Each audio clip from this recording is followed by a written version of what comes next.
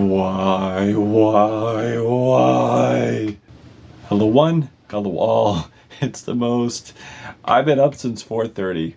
Ghost of them all, Casp in the flesh. And it's time for a review of Post Malone, F-1. This is the latest album from singer, songwriter, guitarist, Post Malone, switching things up completely from his atmospheric R&B days to his synth pop days to his cloud rap emo trap days. Those days are done, and admittedly he's never carried himself as a rapper, but he was definitely welcomed by open arms of the hip-hop community, and now he's throwing that away. Throw that completely away. And he's never been a favorite of mine. Sure, I do enjoy beer bongs and Bentleys, sure, but never a favorite. And I also can't deny I am curious for what he's going to come out with next. But deep into his discography, I feel he's really lost the human touch, especially on 12 Karat Toothache. He was really putting his heart on his sleeve on that album. But with the overly processed, super clean, disgustingly sanitary production, especially on his vocals, all that just falls to the wayside because I want to hear the grit. I want to hear what raw emotion you have, but when your thing sounds computer generated, that pretty much just wipes it out. It just deads the purpose completely. And now he's gone full country. Which was expected for two reasons. One, when he was 19, he stated publicly that when he turned 30, he would become a country singer and a folk songwriter. Two, he made an appearance on Beyonce's spectacular Cowboy Carter album, and yes, that collab was a country song, which was a song I wanted to enjoy, but what was holding me back was the vocal processing in the background for Post Malone's vocals. That's pretty much what killed it for me. And in terms of folk songs, we really don't get one on this album. Also, if you were looking for the rustic, more traditional side of country, I hate to disappoint you, but that's barely on this album. Because in terms of country, he takes the most blandest approach and execution through a duration of this album. Not only that, but what I found egregious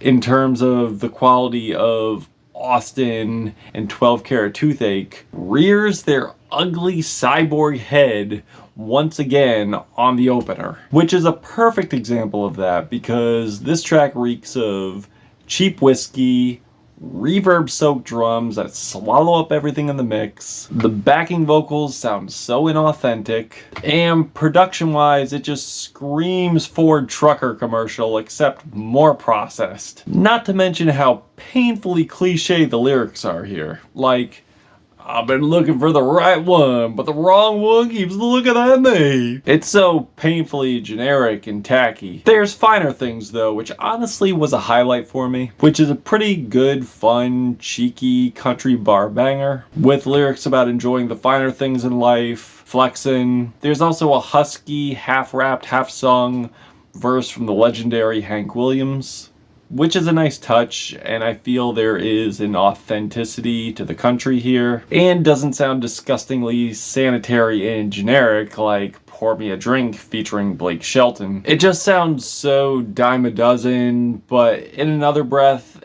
it does sound like they had fun recording this.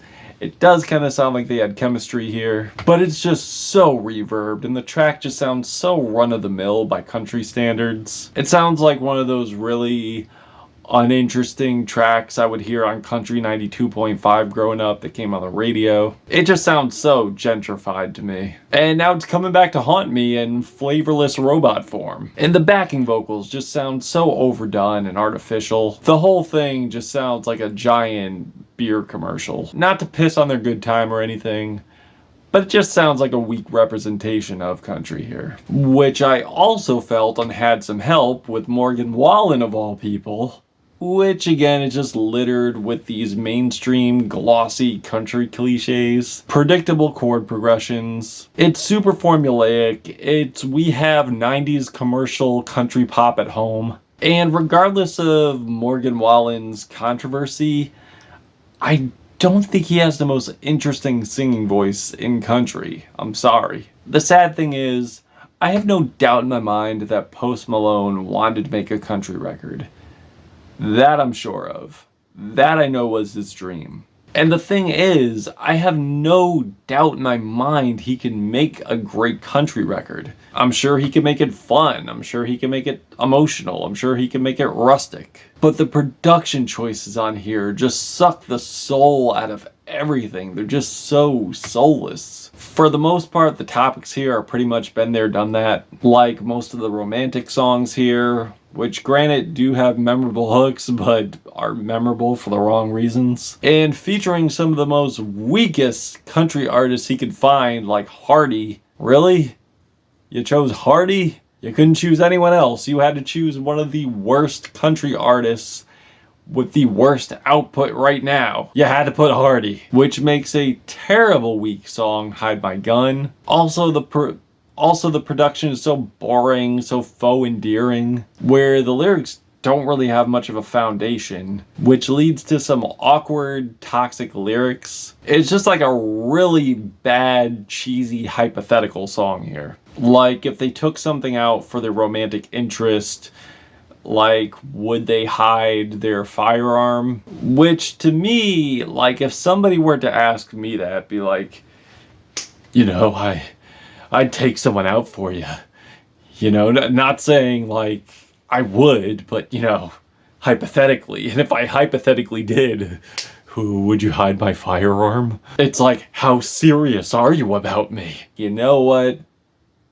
Probably not serious enough. It's just dressed in a way that's so manipulative and confusing. There's also the worst song on the record, which is The Closer, which is Yours. That reads to me as that meme where the dad has the double barrel to his daughter's prom date, with this gross narrative of entitlement to ownership of your kid, saying to his daughter's potential partner or future partner, I mean, she's like a kid now, so it makes it even more gross, but he goes like, hey buddy, she may have your last name, but that don't mean she's yours.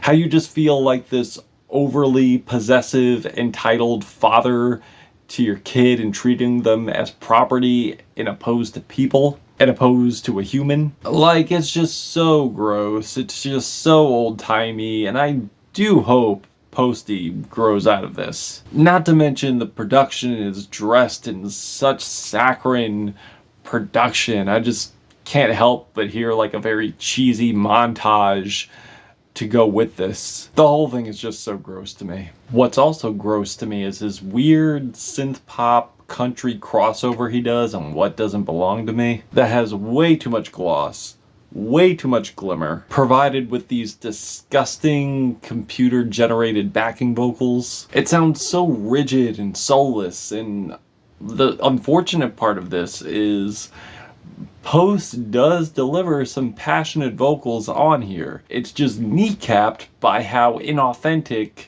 a majority of this sounds, and how soulless this sounds too, how sleepy this sounds, how unfocused this sounds. And the lyrics are just way too cheesy, way too boilerplate for me. And if I have to indulge in this anymore, I'm gonna get indigestion. Like, I could wrap a rope around the moon, tie it down and drag it down to you, and also try to entice her with this other cheesy line, I can lay you down, I can change your life. Maybe not forever, just for tonight. Yeah, I'm sure that's gonna win her over. The track California Sober, which just has this really weak, weird Middle Eastern country crossover where Chris Stapleton and Post are having a contest on who could annoy me the most with their screaming. Like, the vocal refrains are just so elongated and obnoxious, and don't get me wrong, I do love scream vocals, but this is just like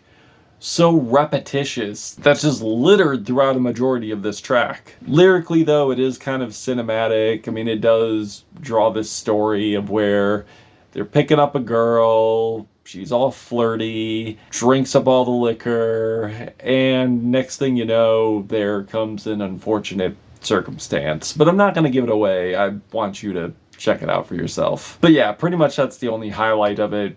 Hook's pretty dull, production's weak, and that's all I have to say about that one. And the ballads here are just too reverb drenched. And Nosedive is especially the case where the reverb is on 11, but the instrumentation is so weak. It's so drowned out. With more AI sounding vocals, Goes Without Saying suffers an excruciatingly bad case of sucky verse syndrome. Like, the hook is memorable, sure. The hook has a melody, sure. But the verses are just loaded with one eye-roll line after the next. Especially from Brad Paisley, which is unfortunate because this is one of Posty's musical heroes here. But hey, I mean, if that's what he wanted, that's what he got. I just hope they had a good time doing it. There's also the painfully cliche Guy for That. That just instrumentally reeks of basic, gentrified, 90s modern pop country. It's just so average, it's just so radio pandering, it's just so uniform that I could see showing up on a goofy ass country sitcom. Down to the strings, predictable solo break. It's just so been there, done that for country music listeners, and I don't think Luke Combs really adds much of anything here. I mean, couldn't there have been someone to bring something instrumentally fresh? Couldn't there have been someone on here to make this thing more exciting, more fun, maybe more compelling? Hey, I guess they didn't have a guy for that. You know what, Sean? That's actually pretty funny. Oh, thank you. I'll be here all week. Yeah, I know. But anyway, there are some highlights here, like Right About You. To me, is a very sweet, self-aware origin story for Post. I can honestly say I do love this track. I love the serene exuberance of this track, mostly from the strings, the pumping bass, the country drum patterns, the serene pedal steel, again, the decadent strings, which portrays himself in a very confessional situation where he's pretty much came to the conclusion that he makes his best songs when he's normally under pain, heartbreak, anger, dismay, but he finds himself in this situation where he's with the love of his life and he's like asking her to fake get him mad or put himself in the mode or put himself in a infuriating mode so he could write a good song, like asking for fake theatrics, fake argumentation, like faux confrontation, so he could be inspired to write a track. But he's just so enamored, he's just so in love that he can't do it. But it's really cute, and I mean it's kind of toxic. It's a little toxic, just a little toxic. There's also MEXICO with Billy Strings, which is a very fun and humorous track. Probably the funniest song on the album. That's just an all-out hootenanny of a character portrait of this guy who is looking for love, looking for a relationship, but every time he feels like he has one, he finds himself in a very dire situation, a very troublesome situation, like something absurdly bad happens to disrupt that. It's certainly a banger, and certainly I wish there was more tracks like that here. But no, we're getting a lot of overproduced, half-baked, country, run-of-the-mill shit, with a lot of disappointments, and we get a failed attempt at a anthemic country song, Losers, featuring Jelly Roll, or the super sanitary Saloon Have the Heart featuring the legendary Dolly Parton, which hurt. It was definitely a disappointment for me. It's like the let's stay together, we shouldn't be together type scenario. But the mixing of the vocals is so claustrophobic, so absolutely hideous. They're just so crammed together. It's disgusting. Not to mention how processed Dolly's vocals are here. Not to mention how devoid of human touch Dolly's vocals sound here, which is unfortunate for most of the tracks here. Not to mention Devil I Ben, which sounds like a computer-generated 80s pop song with a country veneer. Ugh. So yeah, I'm gonna leave it at this. I'm glad Post Malone finally made the album that he wanted to in concept. It seems to me like this is the album he wanted to make, he's been dying to make. But I feel like he's done it in the most unambitious, most unimaginative, most cleanest, most easiest, safest way. And honestly, there are some country greats he could have collabed with. Could have collabed with Zach Bryan, Adeem the Artist, Orville Peck. And for the love of God, can a majority of these tracks just sound human? Like, I'm tired of the whole washed out style crossovers Post has done. But yeah, honestly, not a favorite of mine. But in comparison to his last two albums, I do think this is better. But as far as country crossovers go, he could have made this more exciting. He could have made this more ambitious. He could have made this more heartfelt. But we just get a bunch of commercialized country cliches with a majority of bad songwriting, weak production. So yeah, unfortunately, not one of his best. I'm feeling a 2 out of 5 black hearts on this album. But if you've given this a listen, what did you think of it? Did you love it? Did you hate it? Why? I am Caspa. I am your plug. Please sub, show some love. Caspa, Gothic Ghost, Post Malone. Till we meet again.